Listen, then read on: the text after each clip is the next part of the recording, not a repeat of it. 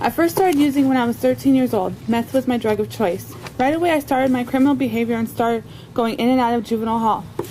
At the age of 16, I met my boyfriend and right away we moved in together. At 17, I ended up pregnant, and because I was so deep in my addiction, I continued my drug use until the day I delivered her.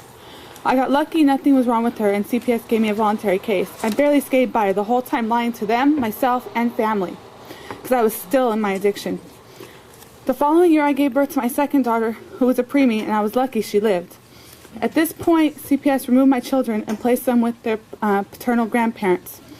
When my second daughter was 2 months old, I got pregnant with my third daughter, whom I got clean with at 4 months. I gave birth to her clean and sober, but due to the sibling protocol law, they removed her as well. I continued to stay sober, doing outpatient and doing my services to get her back. Then, 1 month before they were completed, my grandmother passed away, suddenly, and I relapsed. I went into a self-destructive mode. 1 month later, I came to jail for the first time.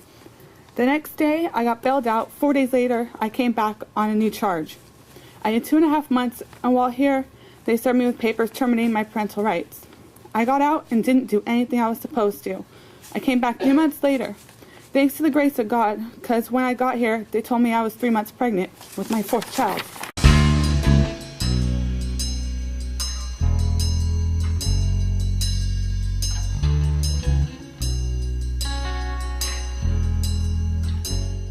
Ten years ago, the Office of Women's Policy was founded by Supervisor Blanca Alvarado, who believed very strongly that gender matters and that policy making must take into account the needs of women. We work very closely with the Commission on the Status of Women, and one of the big interests of the Commission for a number of years has been what is happening to women in our local jail system.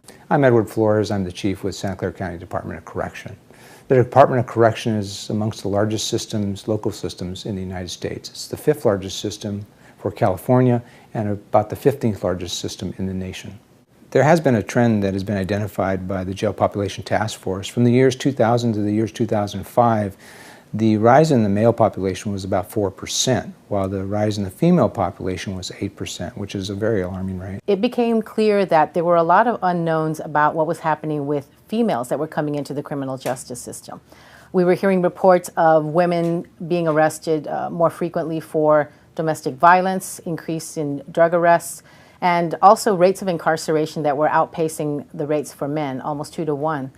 We set about to look at what programs and services exist, what women's experiences were in these programs, and what women believe they need in order to leave jail and not return. As part of this process, we use gender analysis, which is a very effective tool to look at how policies, institutions, and systems respond to the needs of women. The gender analysis report was truly a collaborative effort.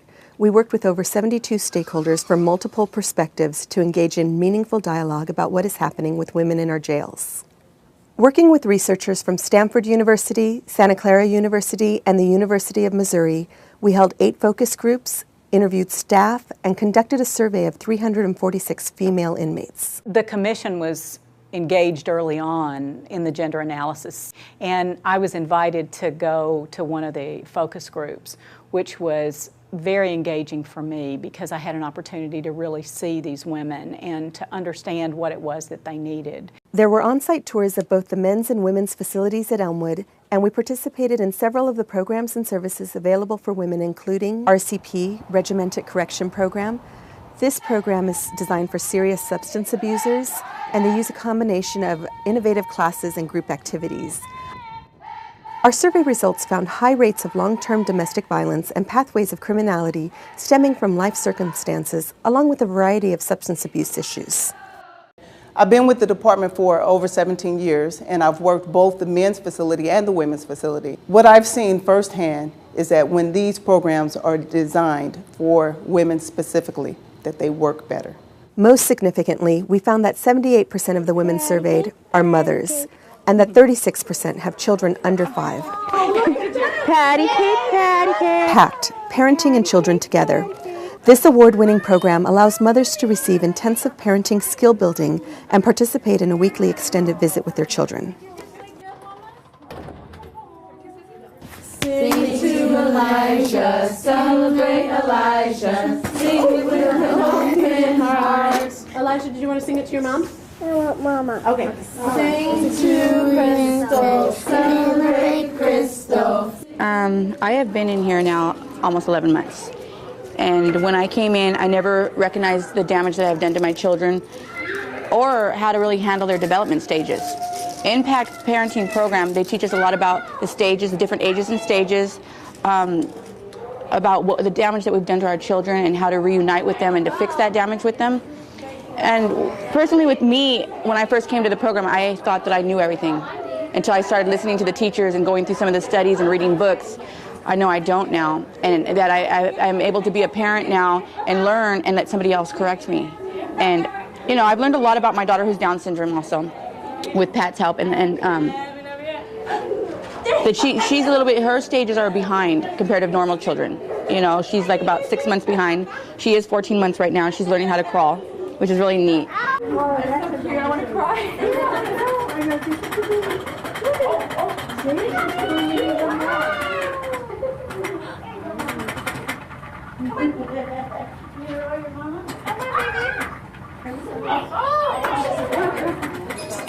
Will everybody stand for the graduates, please? Artemis is a comprehensive substance abuse program for women who are pregnant or have young children. My Story provides substance abuse education with a strong focus on aftercare support groups. Our survey shows that 35% of the women at Elmwood have not completed high school. So for many of the women who graduate from Artemis and My Story, it's the first time they've worn a cap and gown. The book drive came up through the gender analysis and the visits to the jail, and we got to see where they live and we got to see the library. And one of the things that we noticed while we were there was that they really didn't have a lot of access to books. Over 7,300 books were donated for our female inmates, and now instead of the books being exclusively provided in the libraries, they were now going to be provided in their individual housing units. I think one of the most significant things that we learned in this project is that there are so many individuals who are supporting these women and sending a message that they should never give up.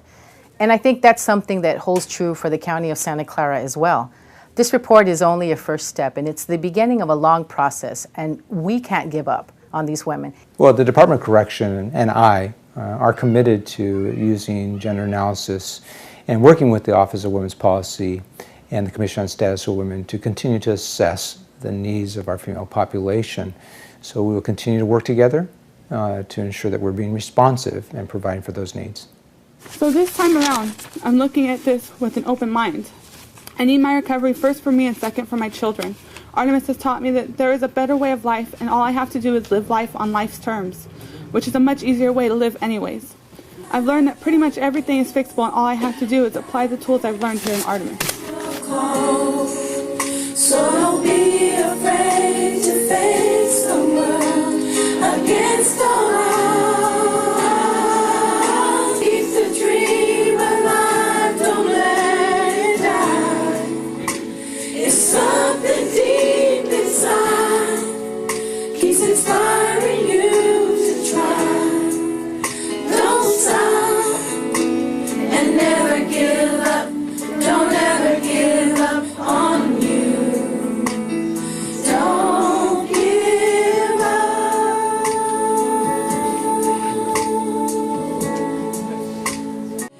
Every step you take, you hit closer to your destination.